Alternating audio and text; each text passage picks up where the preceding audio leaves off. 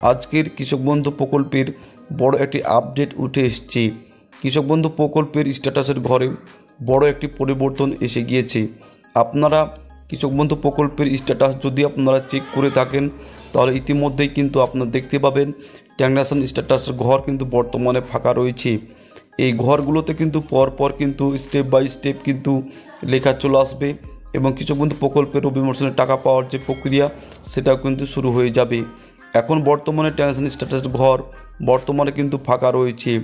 এই ট্রানজাকশন স্ট্যাটাসের ঘরে কিন্তু পরবর্তী সময়ে কিন্তু ADA uploaded, DDA approved, account valid এই সমস্ত ডিটেলসগুলো কিন্তু পর স্টেপ বাই স্টেপ কিন্তু লেখা চলে আসবে।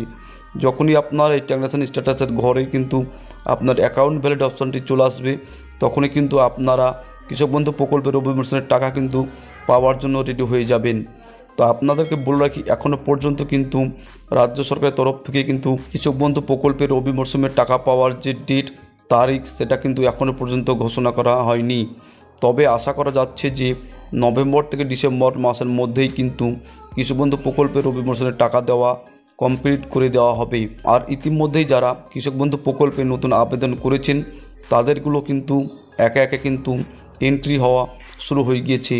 তবে আপনারা স্ট্যাটাস চেক করে দেখে নেবেন যে নতুন কৃষক বন্ধু প্রকল্পে যারা আবেদন করেছেন তাদের স্ট্যাটাসগুলো কী দেখাচ্ছে। বর্তমানে কিন্তু কৃষক বন্ধু প্রকল্পে যারা পুরানো নথিভুক্ত কৃষক রয়েছে তাদের কিন্তু স্ট্যাটাসের ঘর কিন্তু আস্তে আস্তে কিন্তু পরিবর্তন হতে শুরু করে দিয়েছে।